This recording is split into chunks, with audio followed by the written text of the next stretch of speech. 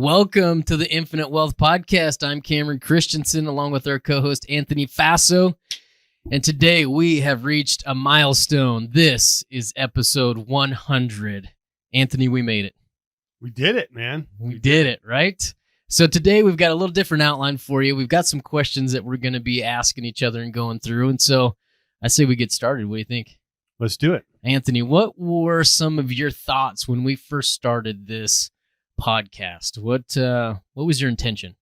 Well, I would tell you the intention, I wasn't quite sure, to be honest. I knew that was a way to get the word out, but really, I think what I was focusing on, anything else, our existing clients, can get this content, because as we're growing it's kind of hard to have maybe such a personal touch, or really be able to inform, all these clients about new concepts. So to me, the biggest point of starting this was being able to reach our current clients and being able to give them some education. What about you? Yeah, it was something new, right? I'm not a big speaker. And so first off, I would say I was intimidated, and I really didn't think anybody would listen to us, really more so you in particular. And so when people started listening, I was really surprised, to be honest. But my intention when we started this was really, I saw it as a way of kind of what you had touched on, is just building a community. And I thought back to when I first started learning infinite banking or wanting to find resources. There wasn't anybody out there that was talking about it. And so I saw it as a great opportunity to kind of be that resource for people that were getting started. Now, when you say that you were intimidated, was that because you were working side by side with me, or just the public speaking part? You know what? You don't need to answer that. I think we all know. What I will say is, when it started out before, I remember how nervous we would get, like before. And I mean, we started doing this in my old office. We were sharing one mic. Yeah. Right. So. And the copy machine was outside the door. Sometimes it would start going off. Yeah. Yeah. So the sound quality was not what we would have liked at the beginning. But now, Cameron, you've actually single-handedly built this podcast room that has been great. Looks great, of course, if you're doing it, but it also improves the sound quality. But what I will say, now that we've done this so much, I'm having fun doing this. Yeah, absolutely. I mean, you think about the amount of time that we'd spent kind of prepping and the nervous energy and kind of building each other up before we got, well, at least me building you up before we would record. Yeah. So, man, this has been a lot of fun. And I'll say it's been fun and educational. I mean, I've personally learned a lot. Yeah. And I know that you have, but just ability for us to expand our network and kind of meet new people. And this is our podcast, but I've taken a lot of these strategies that these guests have and have incorporated them myself. Yeah. I mean, so I've personally got a lot out of it. And if I'm going to be honest, I will say, Cameron, that I've enjoyed doing this with you. Oh, man. And I really couldn't imagine doing it with anybody else. So thanks, buddy. I appreciate that. I've been having a lot of fun, and most of it is at your expense, which I appreciate it. But this podcast has been great. Now, speaking of learning, Cameron, what are a couple things that you have learned from these past 99 episodes? Man, there is a lot.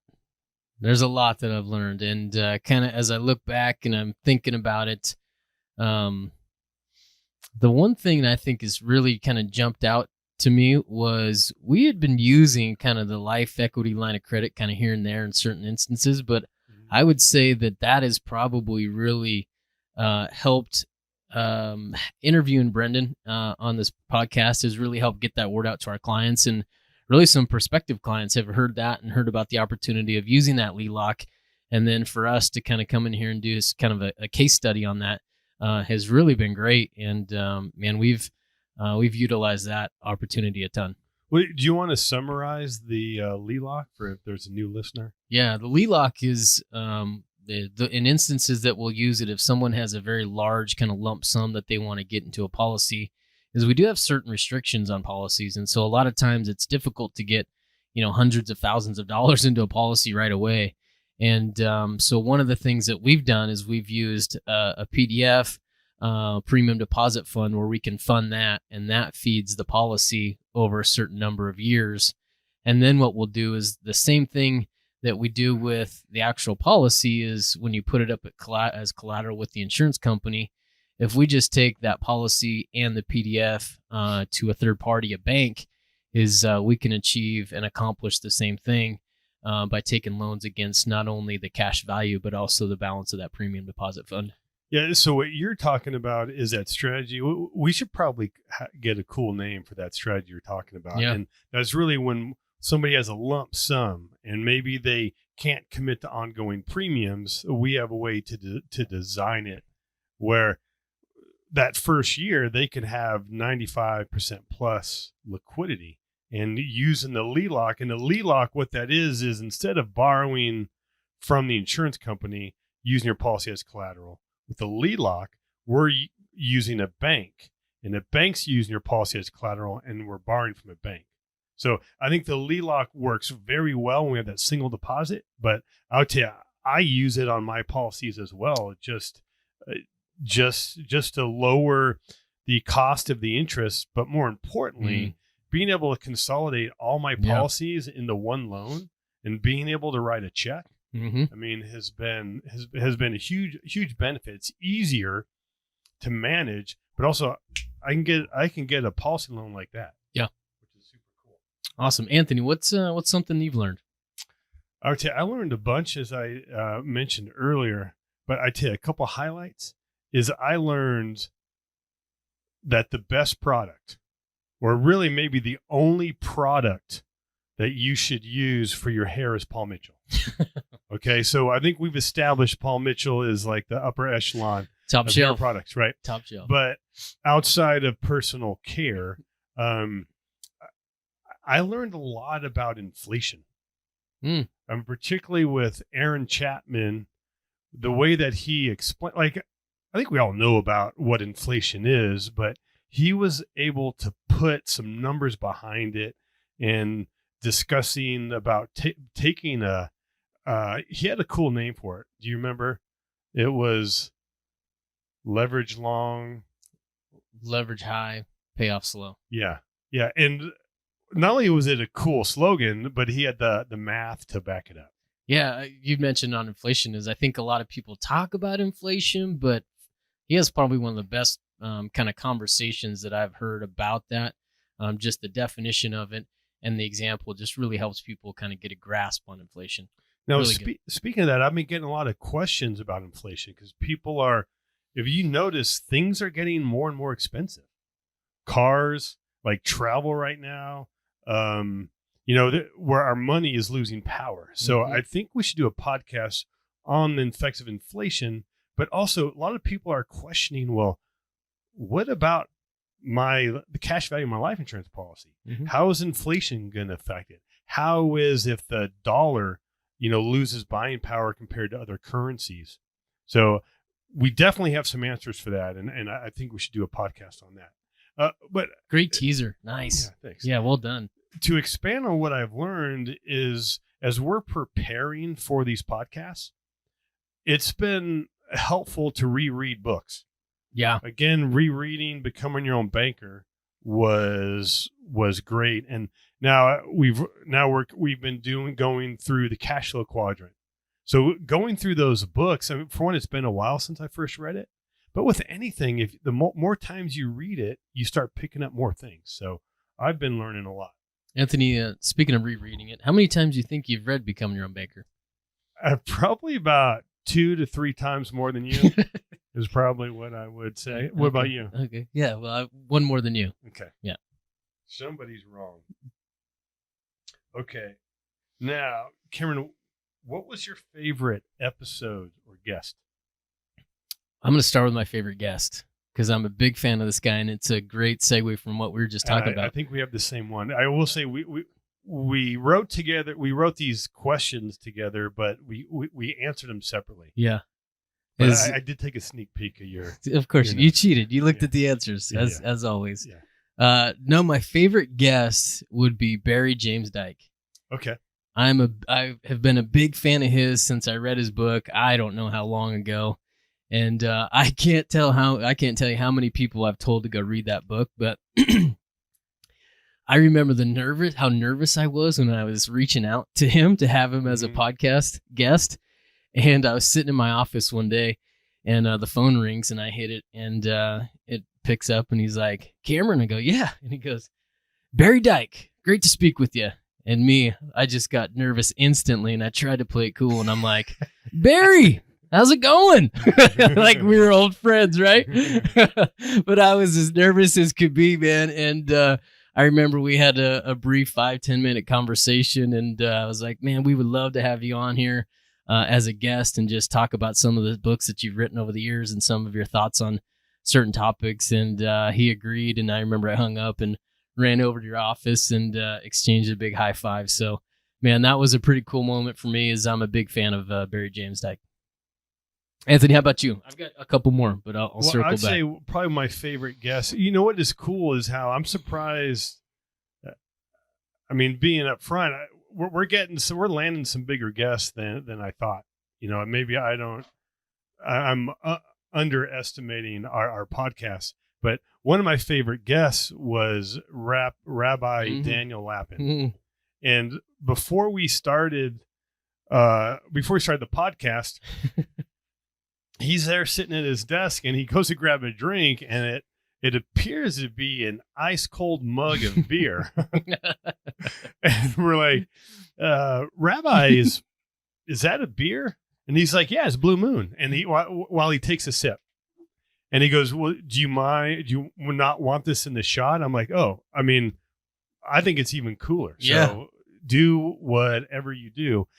And also, I don't remember. I'm sure you do though, but I think you made him mad. I did. That was, yeah. I'll fast forward. Go I'll ahead. share that story. Yeah. That was probably my most embarrassing moment, because I have a ton of respect for Rabbi Lapin as well. And it was in the middle of the podcast, and we're interviewing him, and he's going off right on this big theoretical, conceptual conversation about his money like candles or like fire or something. And he finishes it, and I go, "Okay." And he looks at me, and he's like, "Okay." He's like, "What do you mean? What do you mean by okay? Either you disagree or you don't." And I was like, "I don't know." Right. And that was a very humbling experience, but man, I really enjoyed it. He had a bunch of great insight, and got a ton of respect for that man.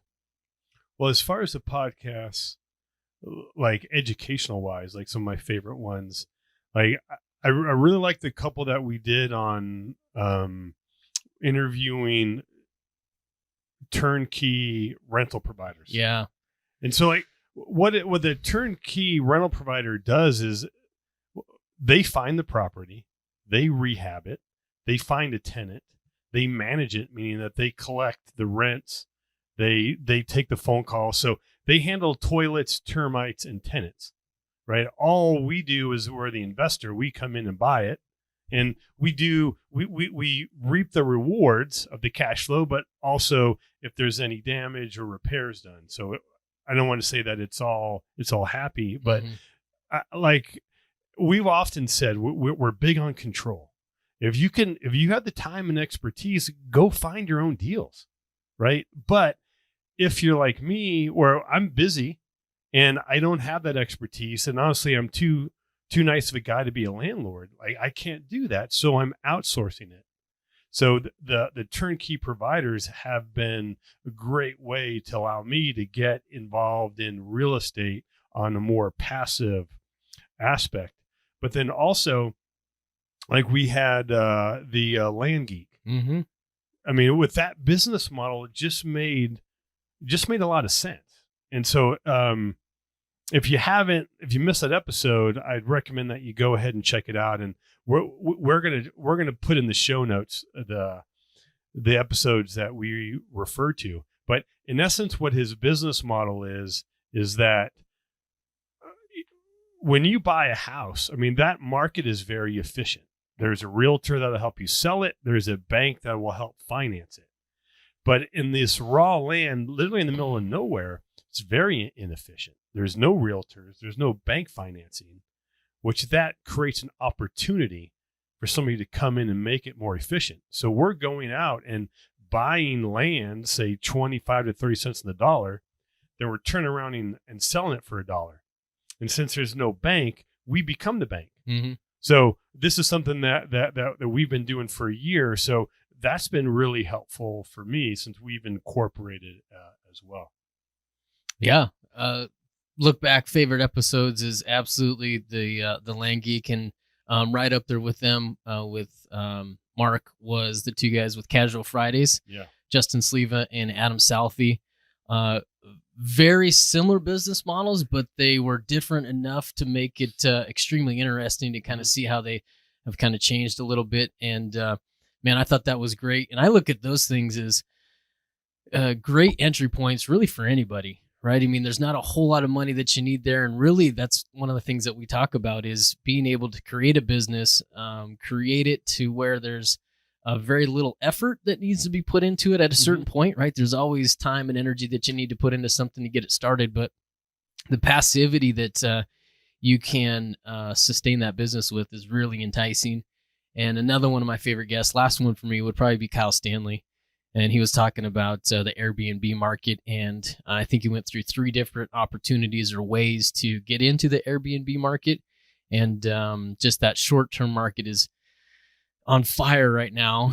And Anthony and I were talking about a client I think that you have the other day that you'd talked to them just recently, and they had shared a really good success story as far as getting into the Airbnb market, creating enough monthly income where he could bring his wife home. And so those are great. We love to hear those opportunities. So if you guys actually have some of those, if you guys have an experience with some of these things that we've shared over the last couple of years, man, reach out and let us know. We'd love to hear your experience on some of those.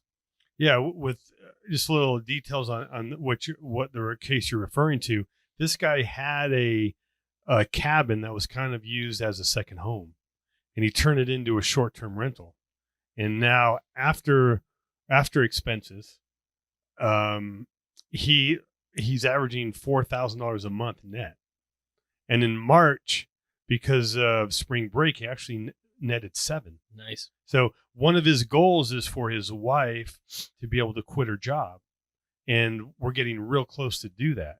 And now what's going to happen when he does that, or hopefully, we're trying to help you do that as well.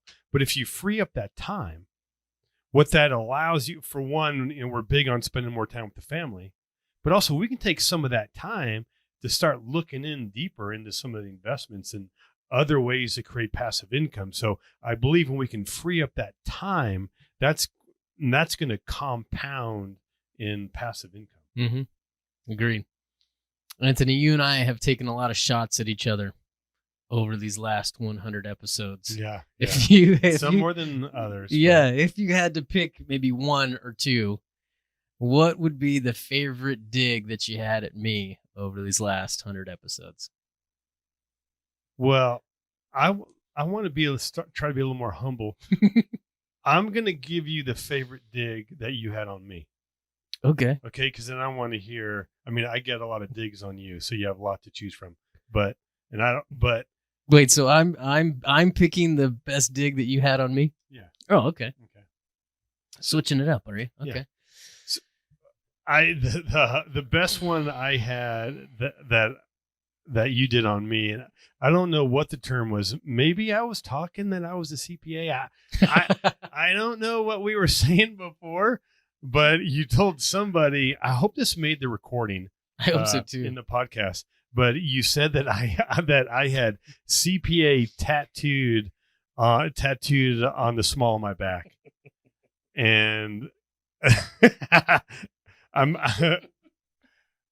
I hope that it did make the recording somewhere. We need to find that. Yeah. That to me was hilarious. I love comedy, and I appreciate a good dig, even if it's at my expense.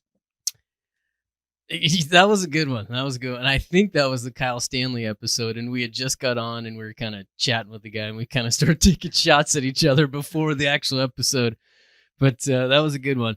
Man, if I'm honest, you're actually pretty funny. That's probably the first time I've ever said that. But there's 2 things that always come to mind. The first one that I thought was hilarious was the Paul Mitchell Mazda Miata edition. You had been talking about this joke and this setup for probably 3 days prior to us recording, and it is actually a really good delivery. If you want to, no, continue on with the compliment. I forget what we were talking about. It was a dream car or something. No, I think what we were talking about was, should you use a policy loan to finance to buy a car? And what is great at the beginning for a while, I was the one editing the podcast. Yeah. So what I would do is, if I found like a good dig, I would go ahead and cut it out and save it. Okay. So what we're going to do now, since that dig is also my favorite one. Okay. So we're going to go ahead and record it for our audience. So we're going to play it for them. We're going to splice it in the podcast. Oh, nice. So they're going to hear it. So is it safe to assume that those previous... And have we talked about your dream car on the podcast yet? I don't know. Have we? I don't think so. You want to share what your dream car is, or you want me? I would love to hear it coming from you. Okay. Yeah. Well, I think in our podcast, we may have talked about your love for Paul Mitchell. I think there's a couple podcast comments in there. So I remember that one day you shared with me that so you love Paul Mitchell, right? And your favorite car is a Mazda Miata. Okay. And you would say, like, you're like, Anthony, my dream would be as if Mazda Miata came up with a limited edition Paul Mitchell edition of the Miata. And then I'm like, well, what is that going to entail? And you're like, oh, well, instead of having cup holders, right, there would be place for, your comb and your hair gel. And one of your favorite comments was, like, on my car, I pull down the visor and there's this like little mirror, right, that I really can't I have to move my head to kind of see like my whole head. But your vision of the Paul Mitchell Miata would be like the mirrors go like all the way around, like 360. So you could literally get the whole view of your hair. And with AI, maybe you'd mention that if the hair is out of place, like there would be a sensor that would kind of warn you. So we all have dream cars, right? And yours is unique, and I'm not judging. Do you, as I say, Karen. So is it safe to assume that those previous 50 episodes, all the digs that I had, were not cut out and edited? It's an editor's choice, man. And moving on. The second one that I would say, because I do have two, is we're talking to Barry Griffiths, right? Is professional wrestler. I was hoping you were going to forget that. Professional wrestler turned real estate investor. And man, I love that interview with that guy, and super proud of kind of the way that his career has gone and some of the things that he's done. But we were talking about the question I think that came up during the episode was, hey, if you were a wrestler, what would be your nickname, or what would be a name? And Anthony took that and said, if Cameron was in a boy band, what band would he be in? And I would say, to give full credit, Barry said Cameron's more likely to be. That's right. Cameron's more likely to be in a boy band than a professional wrestler. So then I'm like, what group do you think he would be in? And you know what? I do need to apologize, because I think I said on that podcast, or at least told you after that I do want to know what the answer is. And so I wanted to submit a poll. Yeah, you did, didn't you? I know, but you know what? There was so many good ones. I couldn't. I mean, like my wife came up with a good, or I don't know, Menudo. So I mean, Backstreet Boys or NSYNC, I think, are a little too high level. I think you're more like 98 Degrees. No, I don't know. Me and JT, I've got some pretty good dance moves. I think I could hold my own against JT. Okay. All right. Well, so what I'm going to do, and now I'm putting in the podcast, I'm going to have this poll on Facebook by the time we release it. That's a deal. All right, moving on from. Wait, there's one more dig of yours that I really enjoyed, so I just want to bring that up. All right. And that was your second favorite movie. Who's that? Well, your favorite movie is The Notebook, Mm. right? But then your second is, go ahead and say it. Don't Mess with the Zohan. Yeah. Which is ironic because the Paul Mitchell, and Silky Smooth. So that what is cool is when we sit down for a family dinner, one thing we've incorporated is we ask, "Oh, what was interesting that happened to you today?" So it's great when we do a podcast. I can kind of share how I insulted Cameron, and what's even cooler is now they're used to hearing it. So when it's a recording day, like, okay, what did you say to Cameron? And then my wife's like, did you really say that? And I'm like, yeah, I did. But I did go back and watch recording, and Cameron wasn't crying. He was laughing. So I think I'm safe. Yeah, you can't get to me. Nothing bothers me. All right, moving on. Most embarrassing. I kind of shared my most embarrassing was my hiccup there with Rabbi Daniel Lappin.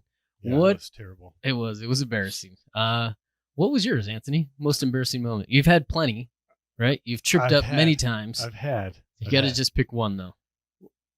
Well, I'm going to pick two. Okay. Yeah, but okay. well, because one wasn't on our podcast, and this happened recently. We were a guest on somebody else's podcast, and we had never. This is our first interaction with him. Yeah. So we're connecting to the Zoom, and we can hear him.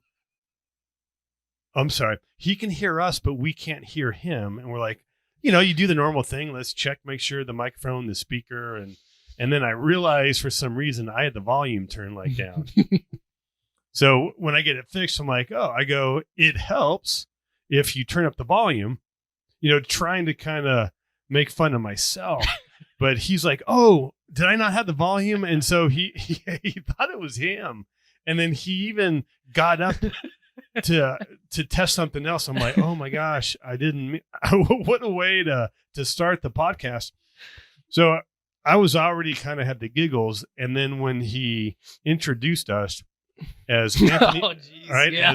as Anthony Fazo, which is no big deal. I mean, Faso, call it all sorts of different things, but he's like Anthony Fazo and Cameron, and at that point, I lost it. I was wearing a red shirt, and my face was just as red, and I tried to hide it by taking a drink or something, but that to me was embarrassing of somebody else's podcast. Yeah. But on our podcast. Wait, you missed the trifecta with that interview. What?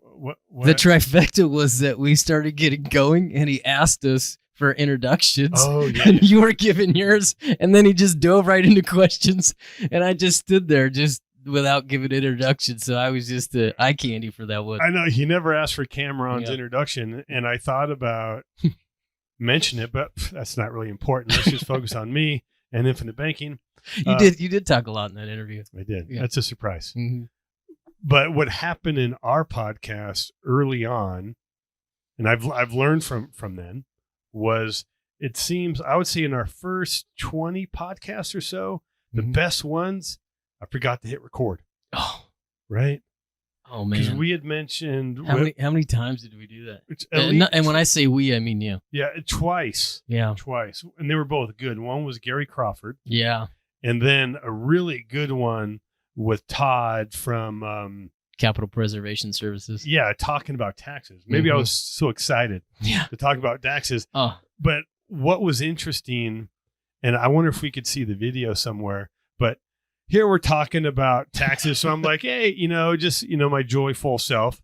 And then all of a sudden I look down and I notice I didn't hit record. So you see my face goes from like happy-go-lucky to holy crap. And then I'm like looking at you to see, does Cameron notice? Should I tell him? But I'm like, it's too late, man. I'm just going to distract him. So we just went through it and end up having to redo the podcast. Yeah, that was disappointing. Disappointing now that I think about it. Yeah. That one hurt. Yeah. We redid it and we were okay. Yeah. But so now we finished the 100. Yeah. What do you see the next 100? Any thoughts? Now, this is a question that we did not prepare, but I just came up with it. But I'll go ahead and answer it, so you have time to think. Because you had an answer. Nice. No, I don't. I didn't. It just came to me. Go for it. Yeah. Did you just? I did just look up, like I was getting, from the Holy Spirit was telling me. I think we've kind of figured out like how you and I work together, right? And we figured out what our listeners are looking for. So what I can see is that our podcast is only going to get better. I think we're going to get better guests, and I think so far a lot of the stuff we talked about in infinite banking has been more of the introductory. But I think now that we get past that, now we can start talking about some more advanced ways, not only to utilize a policy, but advanced ways to incorporate that with creating more passive income. Yeah, I would agree. I think we've got a much clearer focus on where we want to go and the information that our clients are looking for. And so I see us kind of expanding on that. And speaking of kind of that, of what people are looking for, I think that's a great introduction to our financial freedom summer series that we are putting together. So we have started, we've picked the dates, we've talked to some of the other speakers that we are inviting, and we're going to have 3 events this summer, July, August, and September. And we're going to be blocking out a half a day, and we're going to have some speakers that are going to be there live, and they're going to be talking about their industry and some opportunities for you guys. Share some of the topics that they can expect. Sure. We're going to be bringing on some of the guests that we've had before, right? Speaking of kind of single family residences, some turnkey opportunities, some syndications. We're going to be talking about or interviewing apartment syndications. We're going to be talking Airbnb, note investing, right? So we're going to have a really good list of a lineup for you guys. We're also going to have at least one CPA in there, right? And what they're going to talk about is some of the tax advantages of real estate. So I'm looking forward to that, because not only will it be live, and maybe most of these guys have been on our podcast, but now we have the visual.